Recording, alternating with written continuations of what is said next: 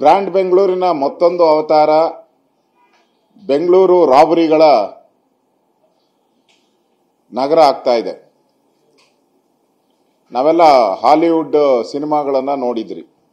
ಅಮೆರಿಕಾದಲ್ಲಿ ಹಿಂದೆ 2024ರಲ್ಲಿ ಬ್ರಿಂಕ್ಸ್ ರಾಬರಿ ಕ್ಯಾಲಿಫೋರ್ನಿಯಾದೆಲ್ಲ ಆಗಿತ್ತು. ಅದನ್ನು ಕೂಡ ಸೇಮ್ ಇದೇ ತರದ್ದೇ. ಅದೆಲ್ಲ ಸಿನಿಮಾ ನೋಡಿದ್ರಿ. ಇದೊಂದು ಸಿನಿಮಾ ಅಂತ ಬಿಟ್ಟಿದ್ರಿ. ಇಲ್ಲಿ ರಿಯಲ್ ಆಗಿ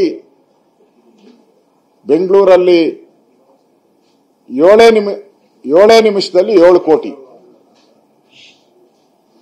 ಕರ್ನಾಟಕ ಸರ್ಕಾರ ಹೊಸ ಸ್ಕೀಮ್ ಅಂತ 5 ಗ್ಯಾರಂಟಿ ಇದೆಯಲ್ಲ, ಹಂಗೆ ಇದೊಂದು ಗ್ಯಾರಂಟಿ. 7 ನಿಮಿಷದಲ್ಲಿ 7 ಕೋಟಿ ಒಡೆಯರಾಗೋದು ಹೆಂಗೆ ಅಂತ ಹೇಳಿ ಕಾಂಗ್ರೆಸ್ ಸರ್ಕಾರ ಕರ್ನಾಟಕದಲ್ಲಿ ಜನಗಳಿಗೆ ತೋರಿಸ್ಕೊಟ್ಟಿದೆ. ಇತಿಹಾಸದಲ್ಲಿ ಯಾವತ್ತೂ ಕೂಡ ಬೆಂಗಳೂರಲ್ಲಿ ಈ ತರ 7 ಕೋಟಿ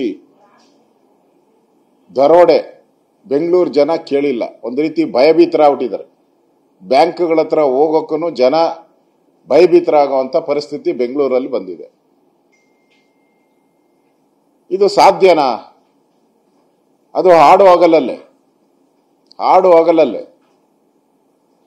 ಬೆಂಗಳೂರಲ್ಲಿ ಸುಮಾರು 1 ಲಕ್ಷಕ್ಕೂ ಹೆಚ್ಚು, 1 ಲಕ್ಷ ಏನು ಅದಕ್ಕಿಂತ ಹೆಚ್ಚು CCTV ಕ್ಯಾಮೆರಾಗಳಿದೆ.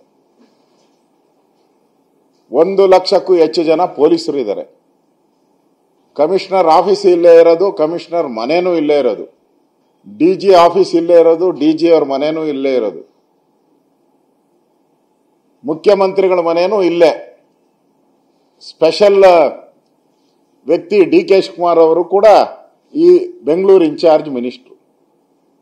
DK. Shivakumar Bengaluru incharge minister ಆದಮೇಲೆ ಆಗ್ತಾ ಇರುವಂತ ದೊಡ್ಡ ದರೋಡೆ ಇದು. ಒಂದ್ ಕಡೆ ಕಾಂಗ್ರೆಸ್ ಅವರು ಹಗಲು ದರೋಡೆ, ಇಲ್ಲಿ ಡಕಾಯಿತರು, ಮತ್ತೊಂದು ಕಡೆ ರೋಡಲ್ಲೇ ಹಗಲು ದರೋಡೆ. ಅಂದ್ರೆ ಕಾಕತಾಳೀಯ ಅಂತ ಅನ್ಸ್ತತೆ.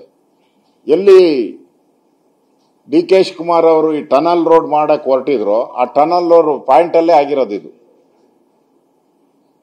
ಅದು ಕಾಕತಾಳೀಯನೋ ಅಂತ ಅನ್ಸುತ್ತೆ. ಅಂದ್ರೆ ಇವತ್ತು ದರೋಡೆ ಮಾಡೋರ್ಗೆ ಕರ್ನಾಟಕ ಒಂದು ರೀತಿ ಸ್ವರ್ಗ ಆಗಿದೆ. ಬೀದರ್ ಆಯ್ತು, ಮಂಗಳೂರು ಆಯ್ತು, ಈಗ ಬೆಂಗಳೂರಿಗೆ ಕ್ಯಾಪಿಟಲ್ ಸಿಟಿಗೆ ಬಂದಿದ್ದಾರೆ.